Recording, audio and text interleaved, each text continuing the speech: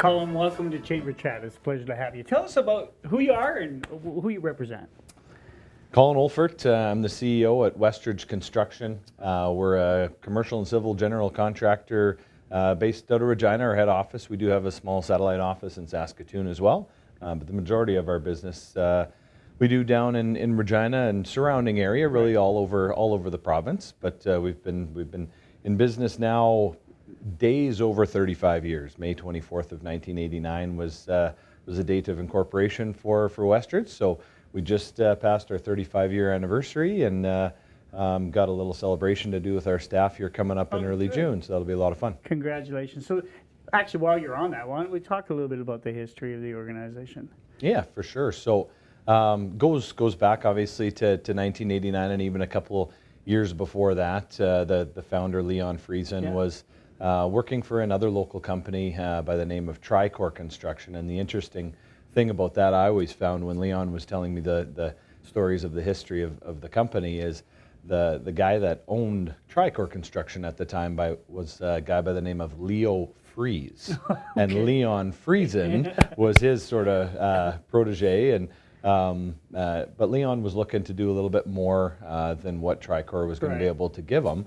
So he actually had accepted a position with another company and was going to move him and his family up to Edmonton. Oh, really? And then shortly after Leon had given Leo his notice of resignation, Leo actually came back to him and said, well, what have you thought about starting your own company? And Leon is an entrepreneur right through and through, and he had actually thought a lot about that over the years, and the right opportunity maybe just wasn't there. And him and Leo talked a lot about what that might look like and how Leo was looking to retire and how Leon could start another company but have that easy transition and bonding facilities and all this kind of stuff that goes with a construction company.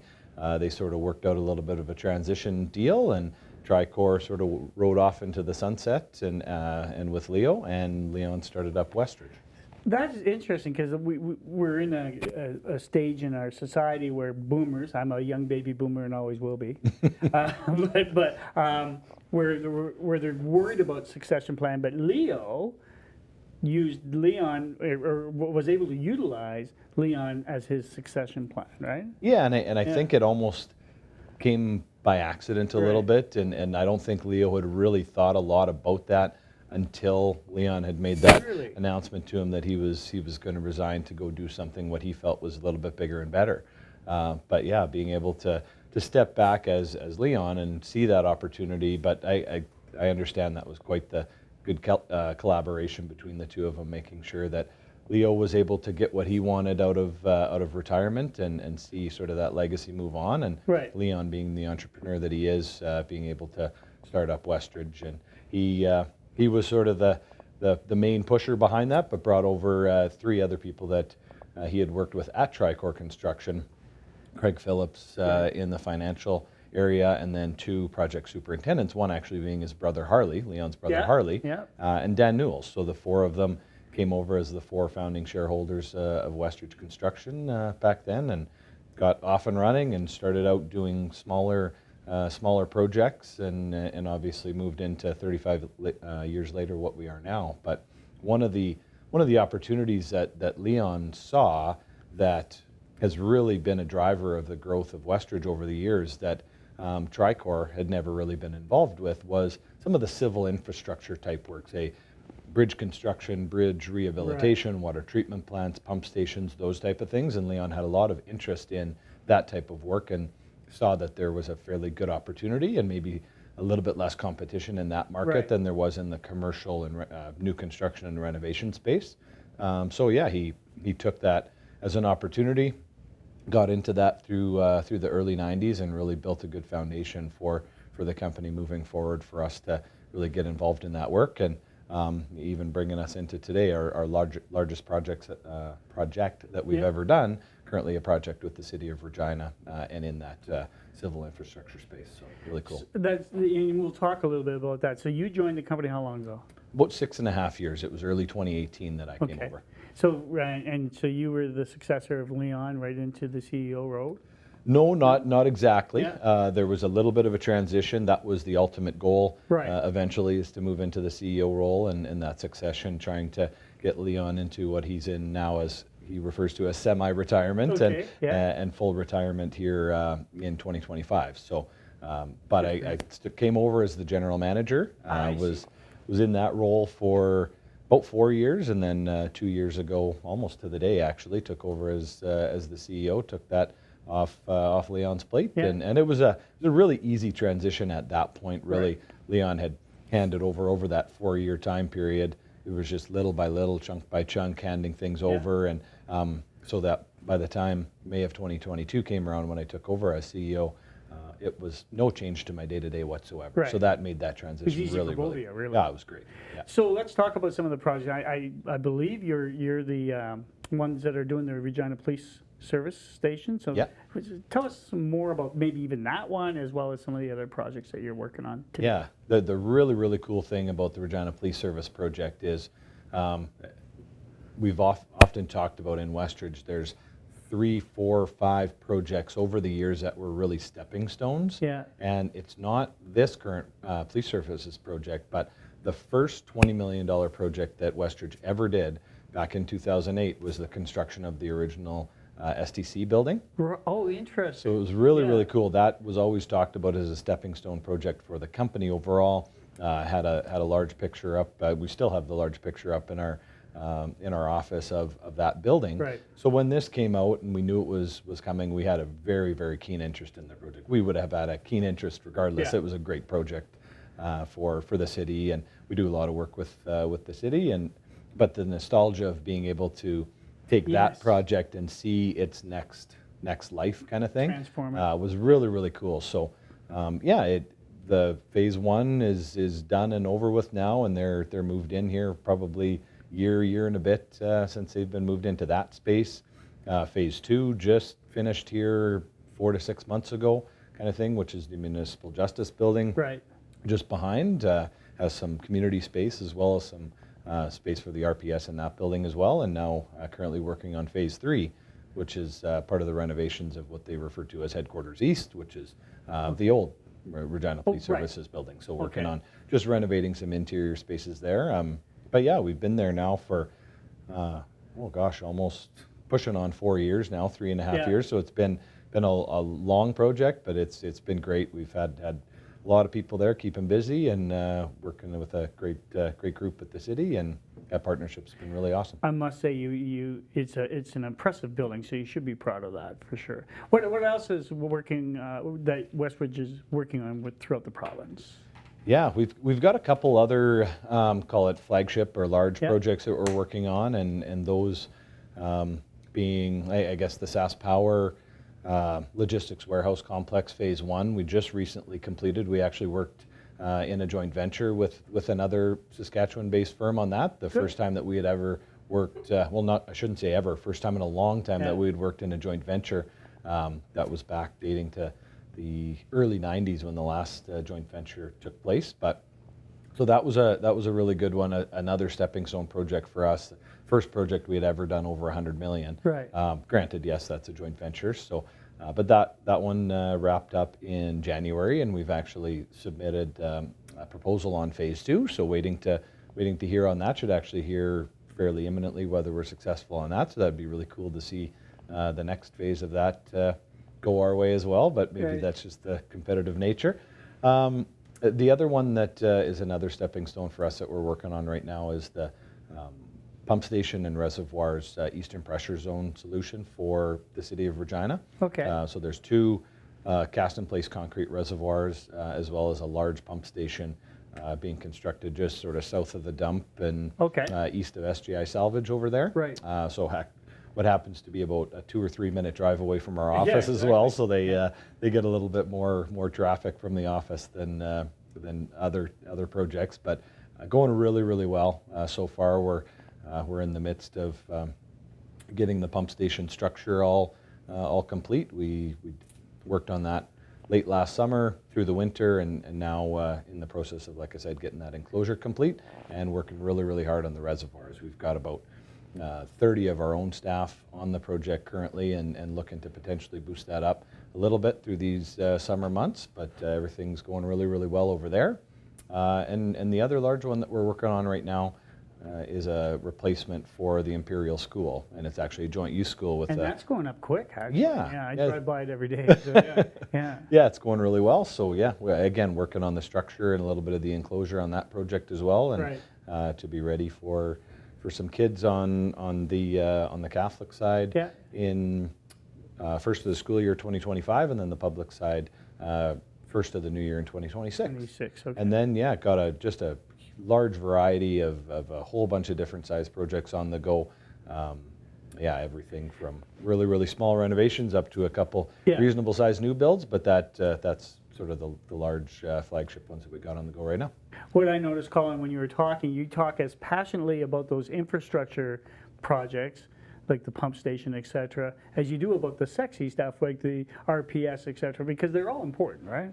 They're super important, but and that's being that foundation for the company that Leon built us on through the 90s, and that's really like 90s construction in Saskatchewan was from what I understand, before my time in the industry, obviously, but from what I understand, it was a pretty slow time in the industry. So being able to get involved in some of those others, and I had been involved in a few of those types of projects back before my tenure with Westridge, and they were as much fun. You don't get the same involvement maybe from the community, but when you really dig down and you understand what they're being built for, right?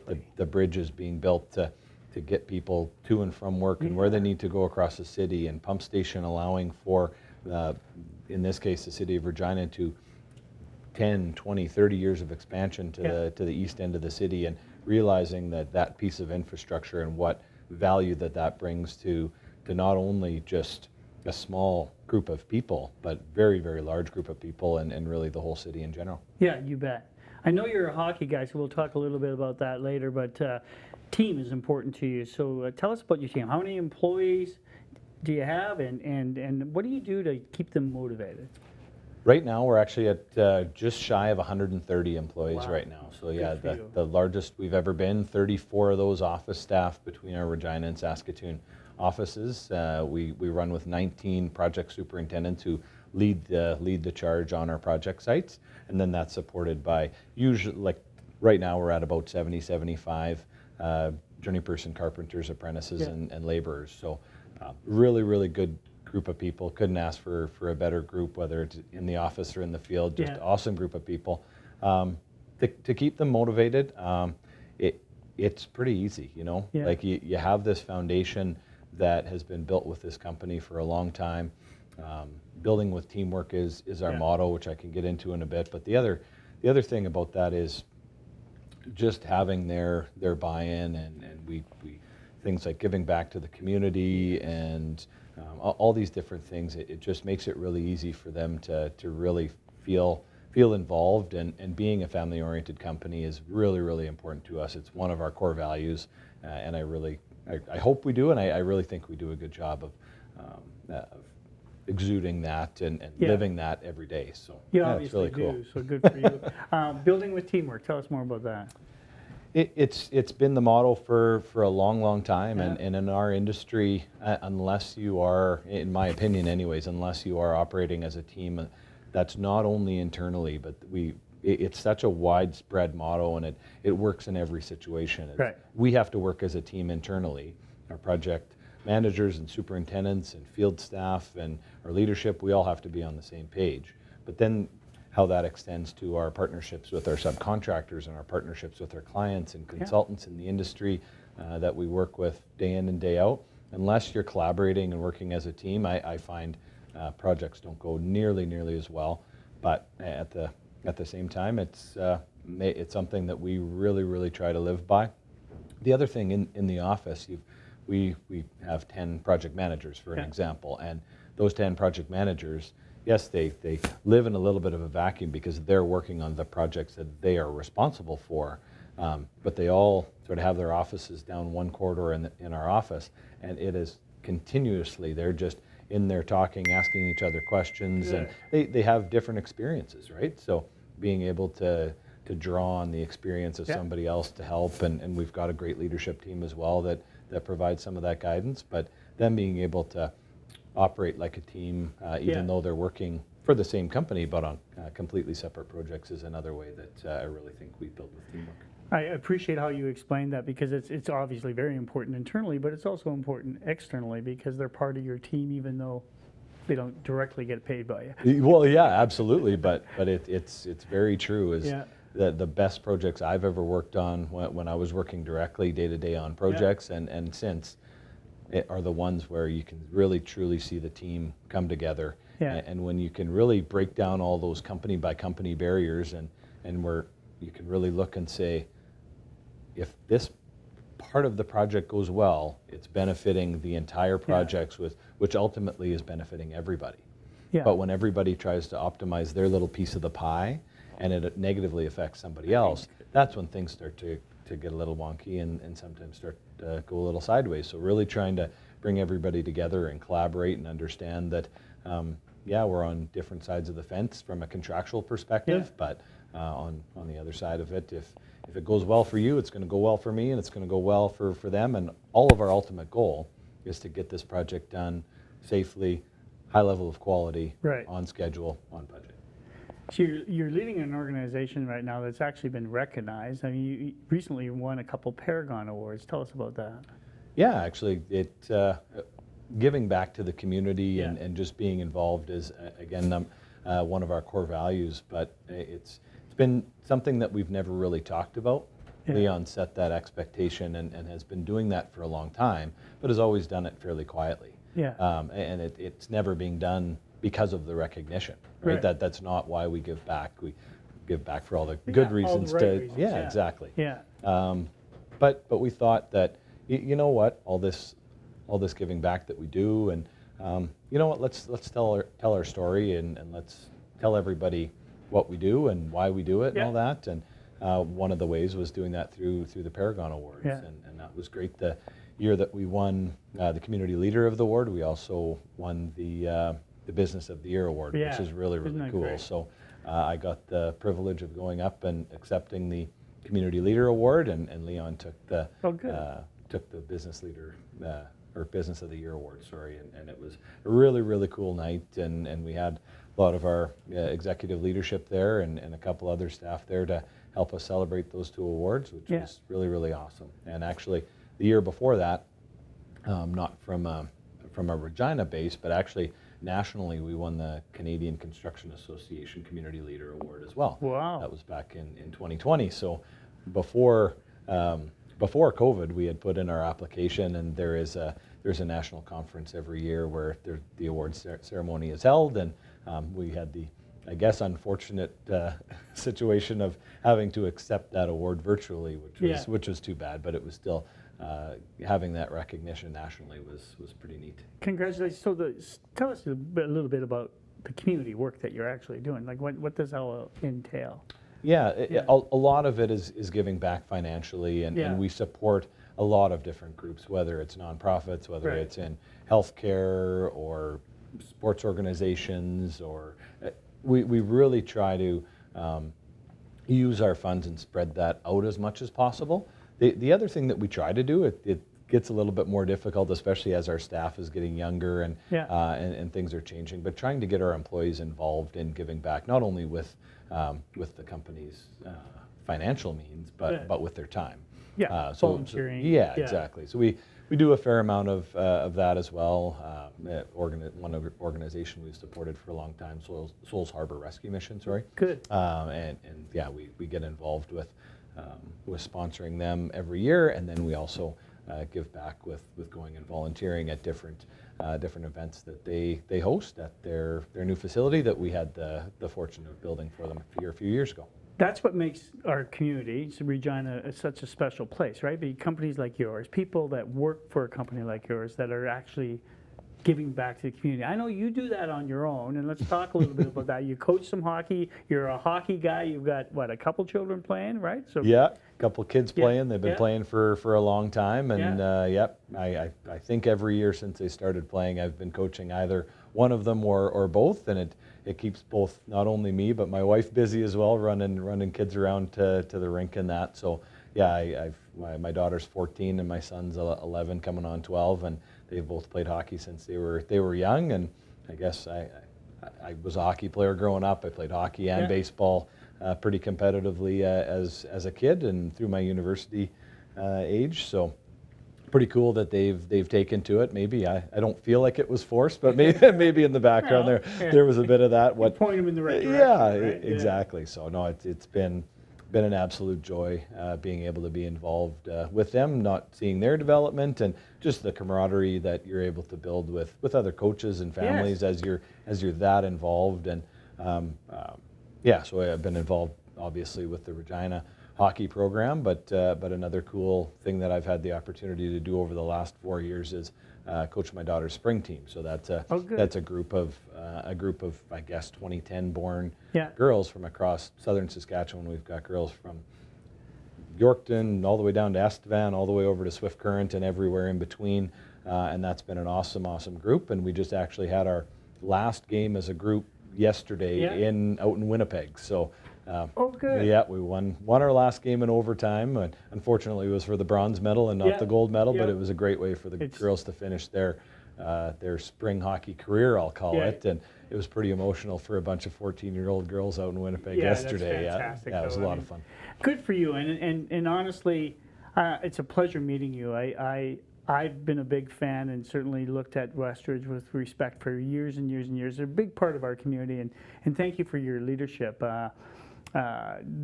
This is a big part of our community, and certainly every part of it, including the infrastructure. So thank you for all you do, and thank you for coming into Chamber Chat today. I appreciate that. Thanks a lot. Thank you. Thanks for having me. All the best. Chamber Chats is produced bi-weekly by Skycron as a service to the Regina business community. We produce many series, including the television series Go Nitro for NBC Sports, CBS, and Fox, as well as corporate videos, events, and live streams, all right here in Saskatchewan. We can do the same for you. If you have a video project for your organization, call us at 306-720-0097, and let's get started on your next project.